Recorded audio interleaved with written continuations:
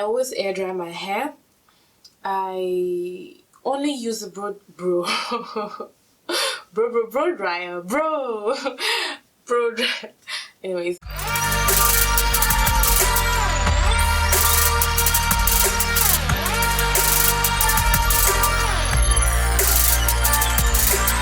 Hello people, it's your girl Obaa Yaa. If you're new to my channel, welcome, and if you're a returning subscriber, thanks for tuning back in. In today's video, I want to talk about the things that I did that may or may not have contributed to my hair's growth. So let's get straight to it.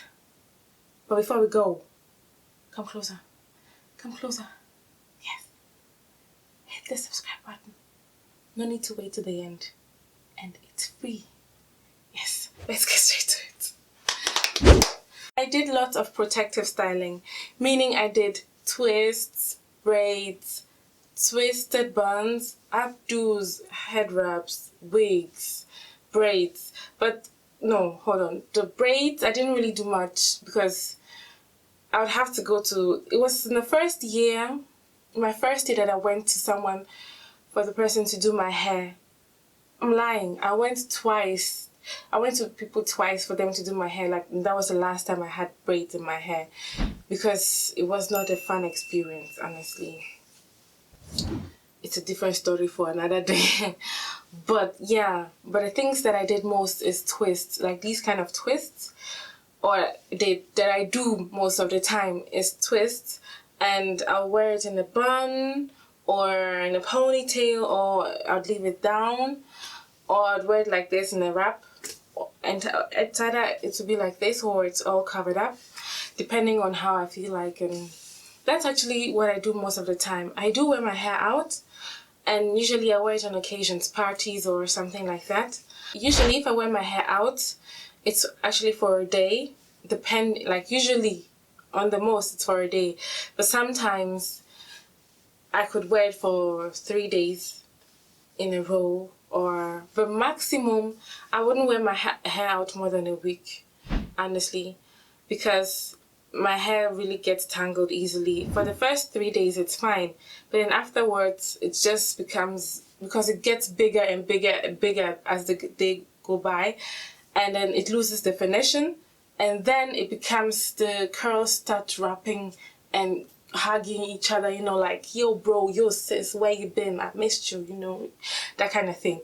And then it creates knots, and then I have fairy knots, and then I have to cut it, which I don't want to cut it. So I don't leave my hair out that much. That is also a reason why I don't do wash and goes.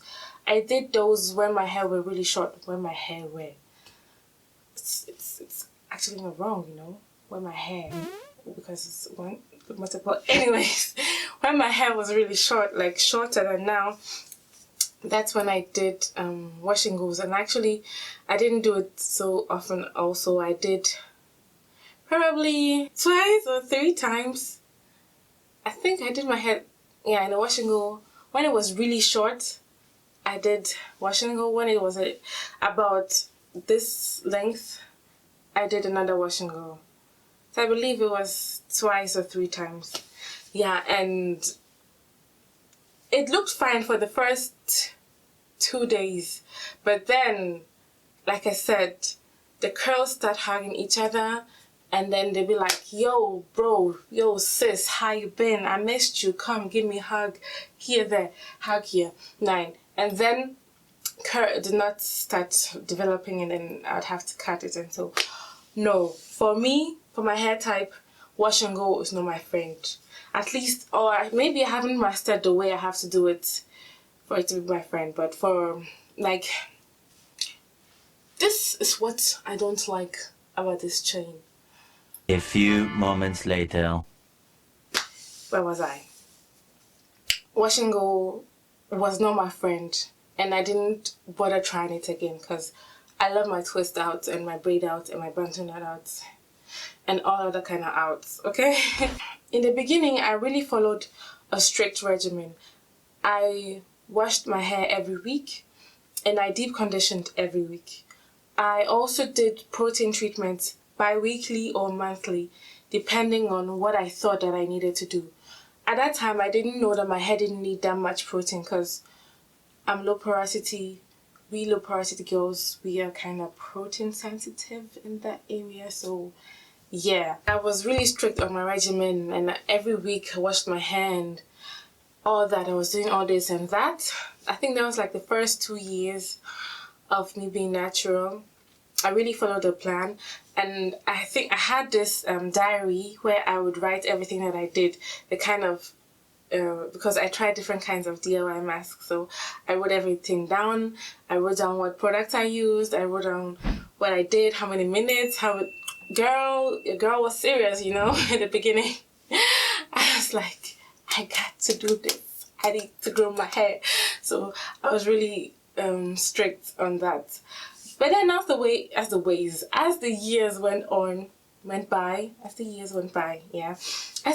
by, I became less more. Which is it, less or more? I became more relaxed, I should say. I stopped stressing. I just decided, I was like, yeah, let my hair just do its thing, you know? So, I mean, I still moisturized my hair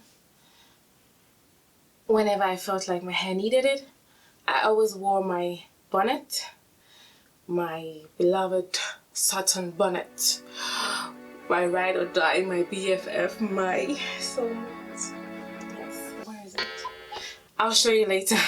Anyway, so I wore my bonnet every night. Before I got a bonnet, I had the satin scarf that I used, and may it so rest in peace.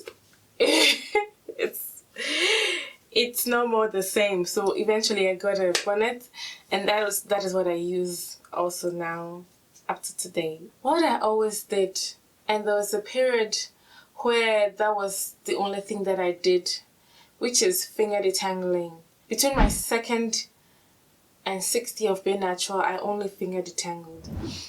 And during that period, I really felt like my hair was more thick, and like my curls were more defined, and like I had less breakage also. I feel like, thinking about it, I really believe, because, you know, with combs, you don't really have control over, like, when you encounter a tangle, you just go through it. But if you use your fingers, you really feel the tangle, and if you take your time to separate the tangles, you are less likely to cause damage to your hair. And now I still do finger detangle, but I mix it. I would first take out the big tangles out with my fingers, and then afterwards I'd use the comb to go over it. But I don't always use combs. Like now I'm getting back to doing finger detangling again.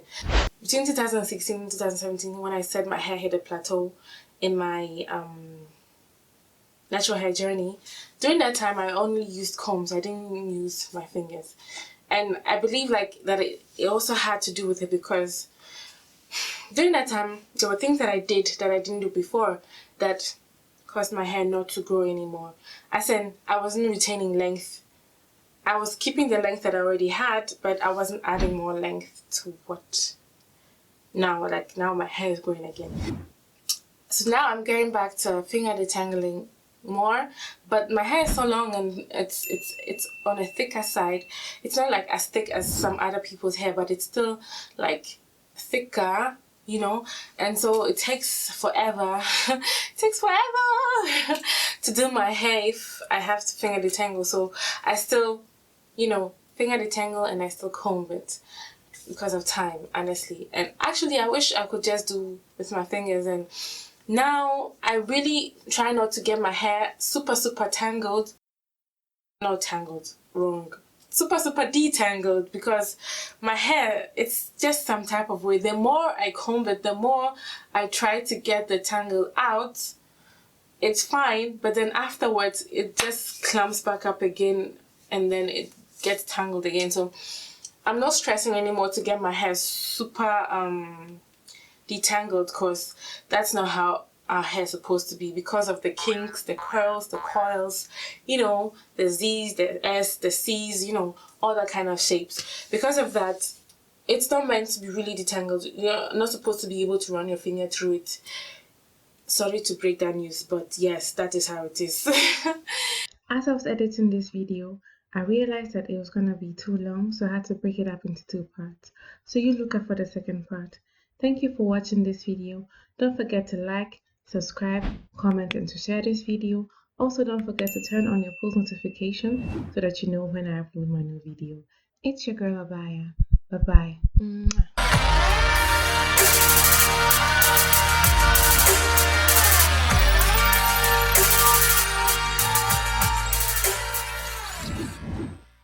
I did lots of protective